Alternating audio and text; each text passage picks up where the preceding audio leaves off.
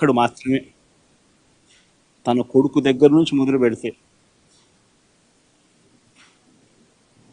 తన పార్టీలో ఉన్న ఎవరికైనా కూడా చిన్న నాయకుల దగ్గర నుంచి పెద్ద నాయకుల దాకా చెప్పే తీరి అబద్ధాలు చెప్పు, మోసం చేయి, మన స్వార్థమే ముఖ్యం, మన అవసరమే ముఖ్యం, మన స్వార్థం కోసం మనం ఏం చేసినా తప్పలేదు, ఏం మోసం చేసినా తప్పలేదు, అది ఇంకా ఒక ఘనకార్యం అని చెప్పి నేర్పించే వ్యక్తి ఎవరైనా ఉన్నాడు ఈ ప్రపంచంలో అంటే చంద్రబాబు ఒకడే. వెన్నుపోట్లు పొడిచినా తప్పలేదు, సొంత మామనైనా పొడిచినా తప్పేం కాదు,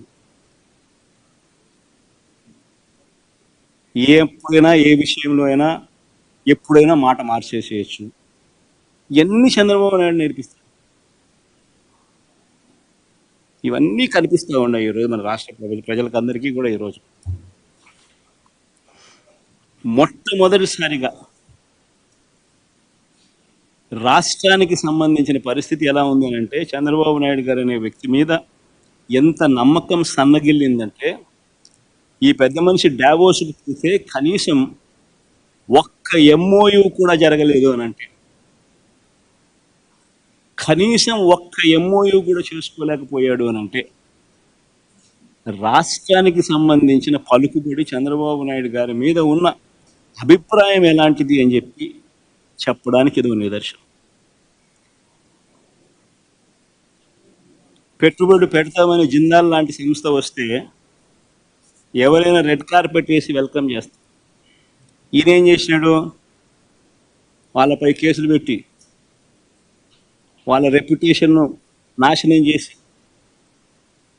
వాళ్ళని భయపెట్టి వాళ్ళని వెళ్ళగొట్టినాడు.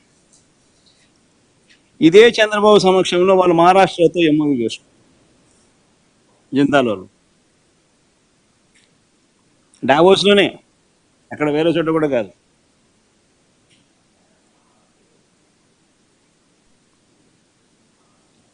మన హయాంలో మన మోడీ గారి చేత చంద్రబాబు నాయుడు గారు ఏదో మీటింగ్ పెట్టించారు. అవన్నీ మన హయాంలో జరిగినట్టు. ఆ ఎన్టీపీసీ, ఆ బీపీసీఎల్ ప్రాజెక్టులు అన్నీ మన హయాంలో జరిగినట్టు. మళ్ళా ఈయన ఏదో కొత్తగా సాధించినట్టు తెచ్చినట్టు మళ్ళీ బిల్డప్. పోనీ అవకాశం ఉన్న చోట, ఇప్పుడు ఈ మనిషి వల్లనే కదా ఆక్సిజన్ కేంద్ర ప్రభుత్వానికి వస్తుంది. పోనీ అవకాశం ఉన్న చోట చంద్రబాబు ఏదైనా ప్రభావం చూపుతున్నారా? అదైనా ఆలోచన చేద్దాం ఒకసారి. ఇటీవల కేంద్ర బడ్జెట్ చూస్తే రాష్ట్రానికి ప్రత్యేకంగా వచ్చింది ఏమీ లేదు. 12 మంది ఎంపీలు ఉన్న బీహార్లో జేడీయూ పార్టీ వాళ్ళు ఏమేమి సంపాదించుకున్నారు?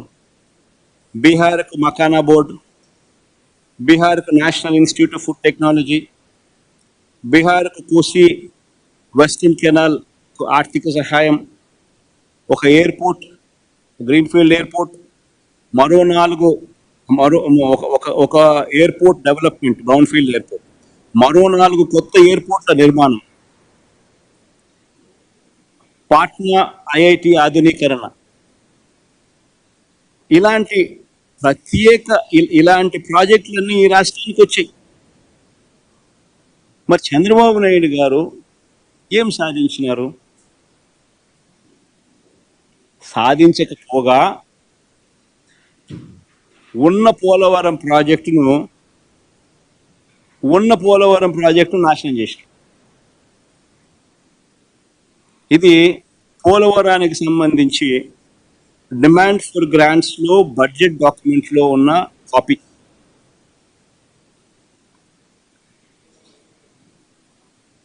పోలవరం ప్రాజెక్టును and balance central grant for the project limited to 12,157 crores కానీ ఫుల్ స్టాప్ పెట్టింది. Revised cost for completion of the Polavaram irrigation project with water storage up to 41.15 meters అది కట్టడి చేసేస్తాడు. Provision is for construction of a dam and canal system for accruing the envisaged benefit of development of new Ayakat, stabilization of existing Ayakat, providing drinking water facilities to village and district of Andhra Pradesh. The proposal is for revised cost of 30,436 crores for completion of Polavaram irrigation project with water storage up to 41.15 meters, and 45.72 ఎగిరిపోయింది. Minimum drawdown level and balance central and balance central grant for the project limited to 12,157 crores. దీని అర్థం ఏంది? మరి ఆయన గడ్డి తింటాడా, మళ్ళీ ఏం తింటాడా? ఈ మాదిరిగా కేంద్ర బడ్జెట్ డాక్యుమెంట్ ఇప్పుడు బ్యాలెన్స్ 12,157 కోట్లు మాత్రమే ఇస్తాము, ప్రాజెక్ట్ ఎత్తు 41.15కి కన్ఫైన్ చేస్తున్నాము అని వాళ్ళు చెప్తా ఉంటే అది ఎట్ట చెప్పనిచ్చినాడు? అది ఎలా చెప్పనిచ్చినాడు?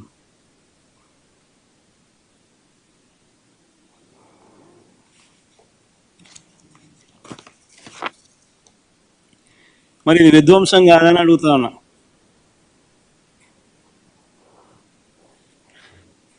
దేశవ్యాప్తంగా వచ్చే 5 ఏళ్లలో 75,000 మెడికల్ సీట్లు పెంచుతాము, అందులో 10,000 మెడికల్ సీట్లు మేము ఈ సంవత్సరం ఇస్తాము అని చెప్పి కేంద్ర ప్రభుత్వం చెప్తా ఉంటే, చంద్రబాబు నాయుడు గారు మాత్రం కేంద్రం మెడికల్ సీట్లు ఇస్తామని అంటే వద్దని రిటర్న్ లెటర్ వాళ్ళకి రాసి వద్దని వెనక్కి చెప్తా ఉంటే, చెప్పిన రాష్ట్రం ఒక ఆంధ్రప్రదేశ్ మాత్రమే అంటే మరి ఈ మనిషి ఏం సాధిస్తా ఉన్నాడు?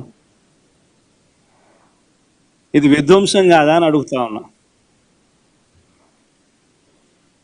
భావితరాలకు మంచి చేసే మెడికల్ కాలేజీల సీట్లు మ్యాక్సిమం ఎన్ని వస్తాయో మన రాష్ట్రానికి తెచ్చుకుని ఎంతమందిని డాక్టర్లను చేయగలిగితే ఎంతమంది డాక్టర్లను చేయాలని తాపత్రయపడకుండా వాళ్ళు సీట్లు ఇస్తాము, దేశం మొత్తం మీద 75,000 సీట్లు ఇస్తాము 5 ఏళ్లలో, ఈ సంవత్సరం 10,000 సీట్లు ఇస్తామని చెప్తా ఉంటే, మా రాష్ట్రానికి సీట్లు అవసరం లేదు అని చెప్పి లేఖ రాస్తా ఉంటే, ఇది ఇంతకన్నా విధ్వంసం ఏదైనా ఉంటుందా అని అడుగుతాం.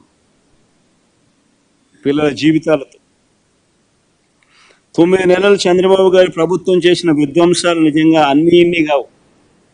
నేను చదువుతా ఒకసారి. ఈ 9 నెలల్లో చంద్రబాబు నాయుడు గారు ఎన్నెన్ని విధ్వంసాలు చేశారో ఒకసారి మీరందరికీ కూడా ఆలోచన చేయమని కోరుతా ఉన్నా.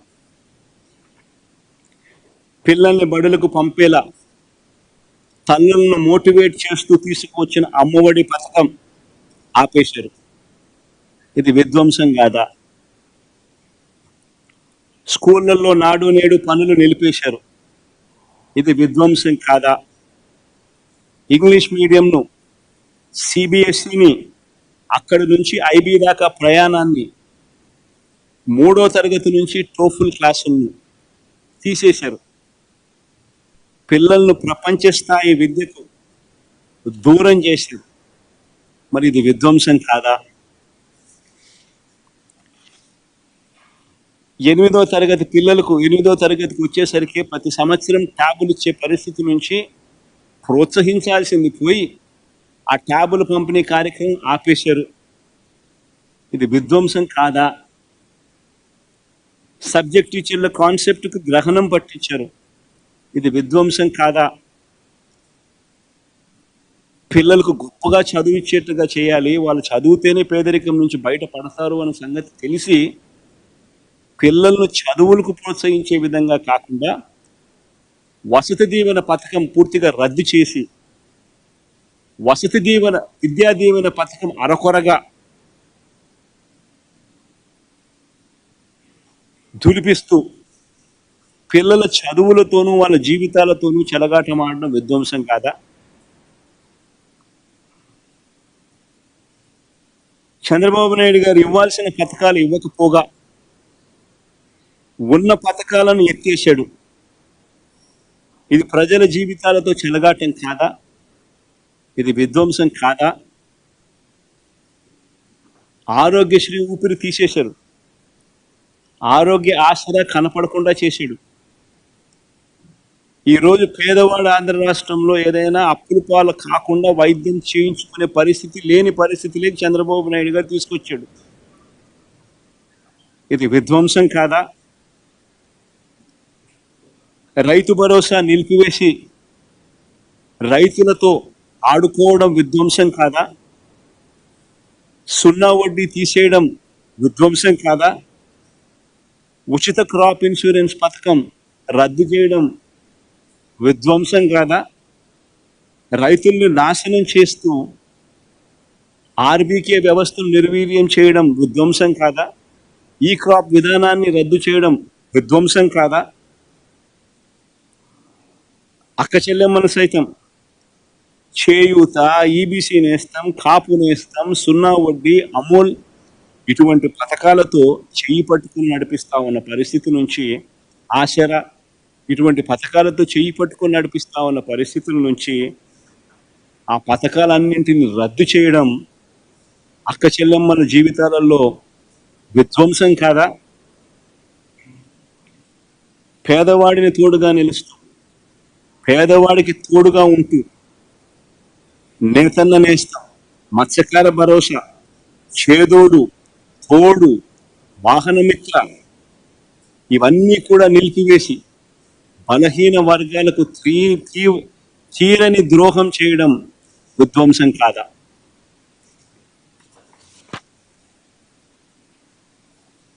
ఉద్యోగం ఒక్కటి కూడా ఇవ్వకపోగా ఉన్న ఉద్యోగాలను ఊడగొట్టడం, వాలంటీర్లను సైతం వాళ్ళ జీవితాలతో ఆడుకోవడం, గవర్నమెంట్ ఎంప్లాయీస్ని సైతం వాడుకుని వదిలిపెట్టడం విధ్వంసం కాదా? రాష్ట్రానికి సంబంధించిన వనరులు రాకుండా చేయడం, రాష్ట్రం ఆదాయం పెంచకుండా తన సొంత జోబీలకు వచ్చే ఆదాయాన్ని పెంచుకునే కార్యక్రమం చేస్తూ ఇసుక, మద్యం, అదే మాదిరిగా శాండ్, ఇసుక, మద్యం, క్వాడ్స్, సిలికా ఇవన్నీ దోచేయడం విధ్వంసం కాదా? అధికారంలోకి రాగానే ప్రశ్నించే స్వరం ఉండకూడదు అని ఎవడు ప్రశ్నించినా కూడా రెడ్ బుక్ రాజ్యాంగంతో రాజ్యాంగం చేయడం, గవర్నెన్స్ చేయడం విధ్వంసం కాదా? అన్నిటికన్నా విధ్వంసం మోకరీ ఆఫ్ డెమోక్రసీ ఏంటంటే మన కళ్ళ ముందర కనిపిస్తాం. నిన్న తిరుపతి ఇన్సిడెంట్ చూస్తే కనిపిస్తుంది మోకరీ ఆఫ్ డెమోక్రసీ. తిరుపతిలో చంద్రబాబు నాయుడు గారికి వైఎస్ఆర్సీపీ పార్టీకి ఎన్ని సీట్లు వచ్చినాయని చెప్పి చూస్తే 49 స్థానాలు తిరుపతిలో ఉంటే వైఎస్ఆర్సీపీకి అందులో 48 స్థానాలు వచ్చాయి.